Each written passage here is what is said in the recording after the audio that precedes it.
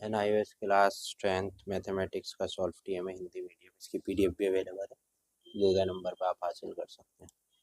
तो पहला सवाल है, ठीक है, उसका जवाब आप देख सकते हैं पूरा, फ्री पीडीएफ अवेलेबल है।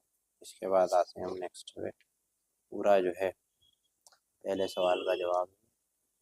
अब ये दूसरा सवाल आ जाता है, ठीक है, और ये दूसरा सवाल है और ये इसका जवाब, ठीक है।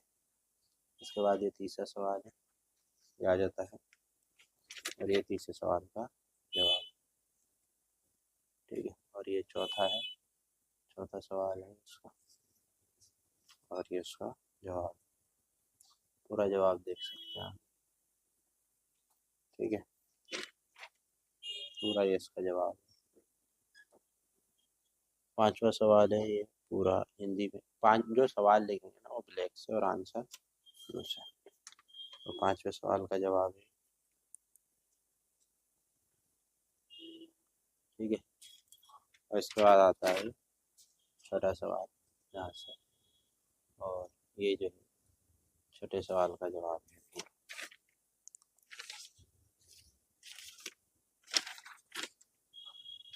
ये पूरा छठे सवाल का जवाब हिंदी में,